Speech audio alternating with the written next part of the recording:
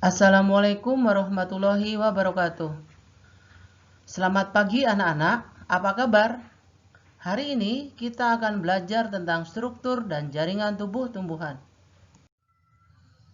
Setelah mempelajari materi ini, Ibu harap kalian mampu menjelaskan bagian-bagian tumbuhan, mampu menjelaskan struktur dan fungsi akar, batang, daun, bunga, dan buah.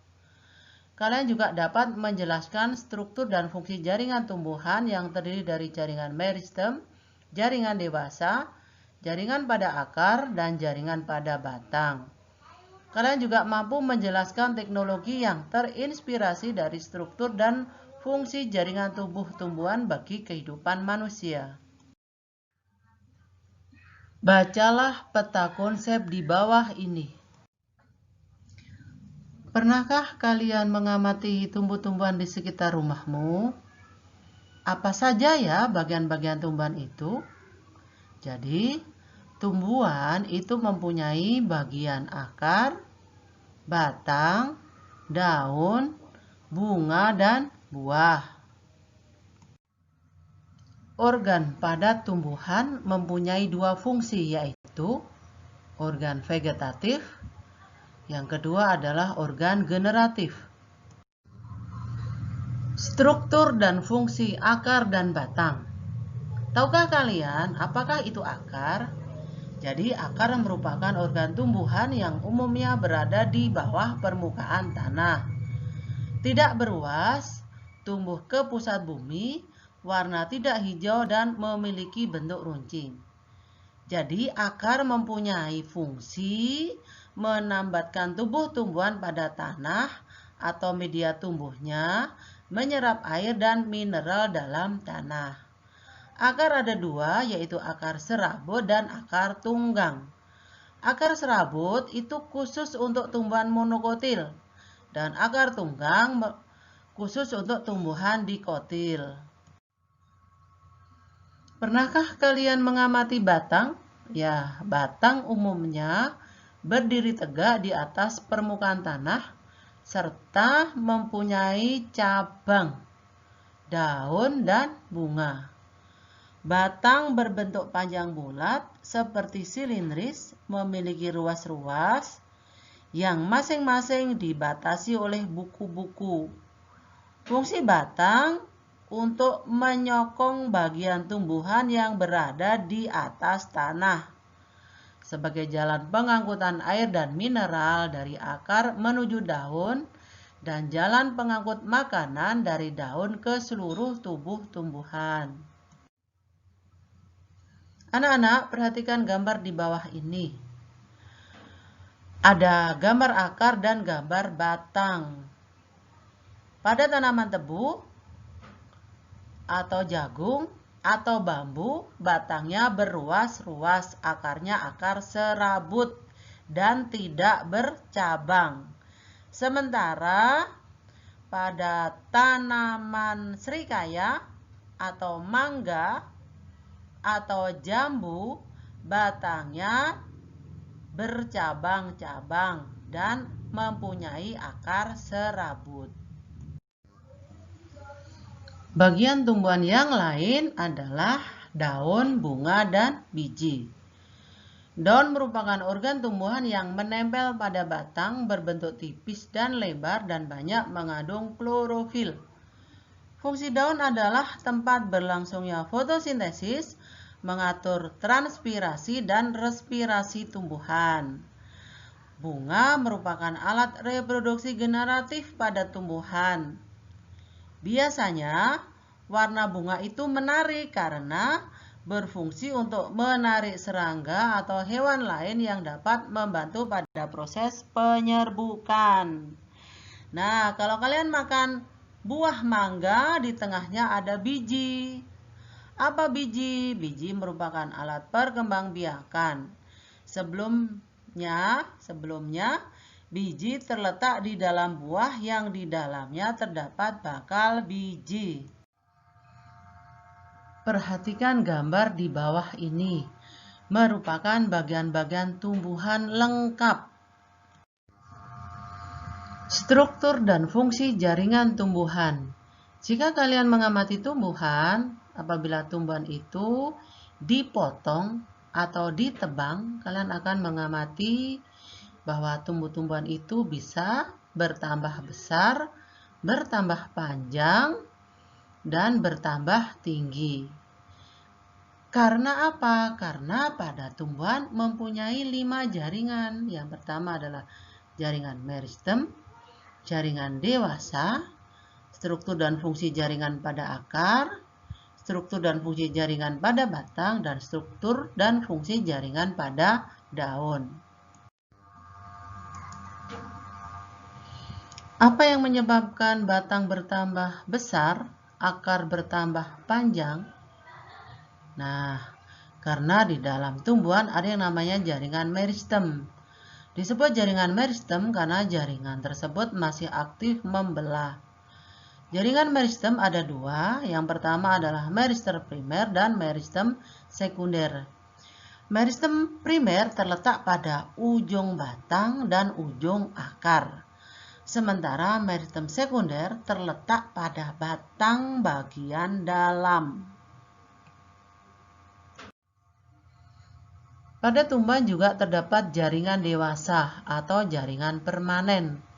Kenapa disebut jaringan dewasa? Karena jaringan tersebut tidak aktif membelah.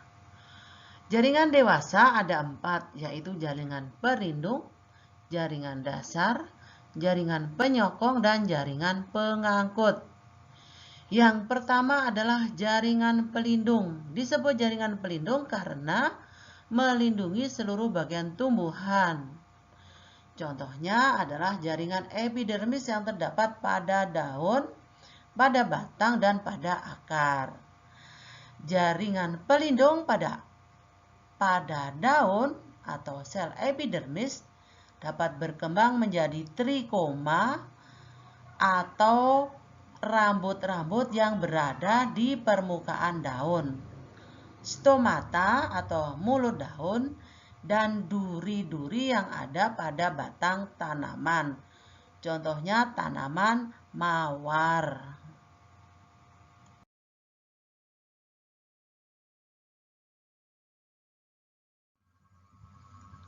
Yang kedua adalah jaringan dasar. Apa jaringan dasar itu?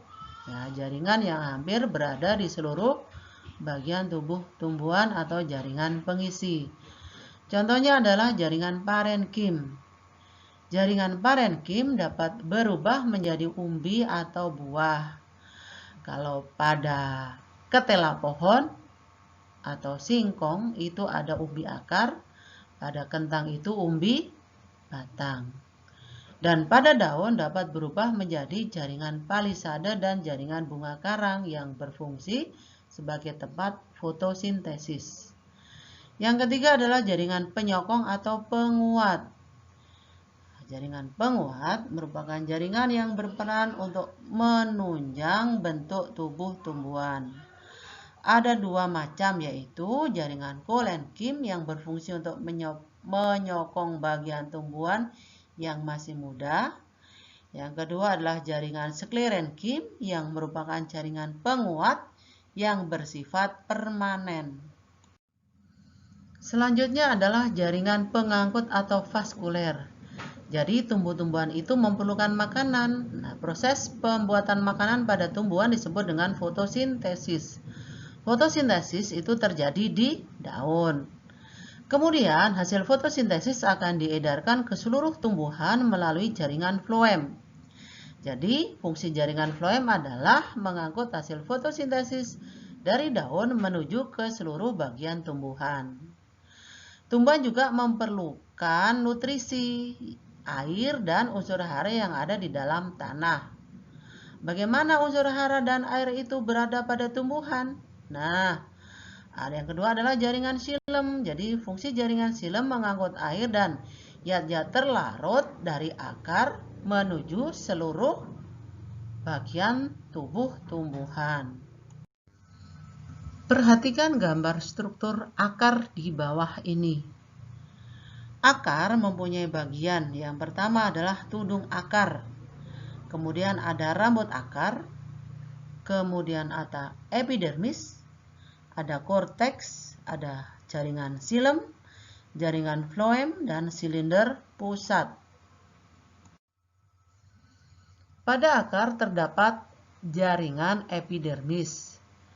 Apakah epidermis itu? Epidermis merupakan bagian terluar akar. Pada bagian tertentu, epidermis mengalami modifikasi menjadi rambut akar yang berfungsi menyerap air dan mineral yang berada di dalam tanah.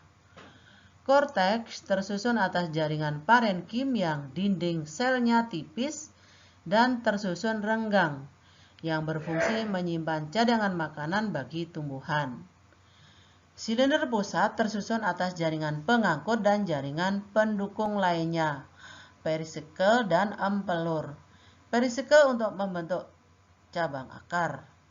Pada akar juga terdapat berkas pengangkut yaitu jaringan xilem dan jaringan floem. Perhatikan struktur dan fungsi jaringan pada batang. Di sini terdapat batang dikotil dan batang monokotil. Apa perbedaannya? Nah, kita lihat dulu bagian-bagian batang. Yang pertama adalah epidermis, kemudian ada korteks, kemudian ada jaringan floem, jaringan xilem.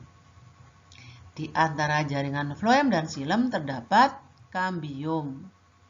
Nah, pada batang dikotil, bagian-bagian yang kita sebutkan tadi jelas letaknya antara floem dan xilem.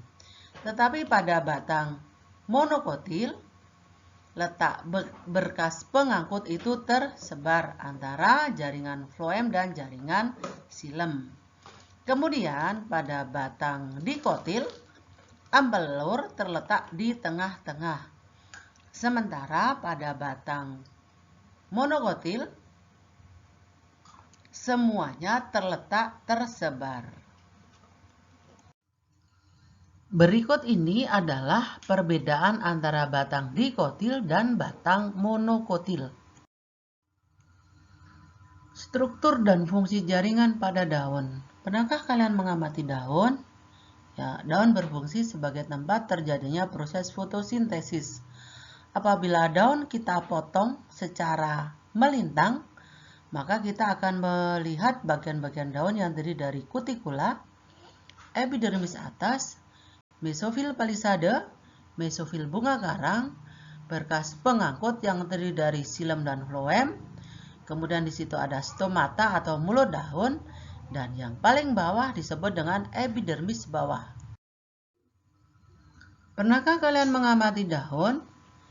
Jadi daun mempunyai bagian-bagian daun. Yang pertama adalah tangkai daun, pelepah daun, tulang daun, dan helaian daun. Berdasarkan bentuk tulang daun, maka daun mempunyai bentuk sejajar, menjari, melengkung, dan menyirip. Teknologi yang terinspirasi dari struktur jaringan tumbuhan.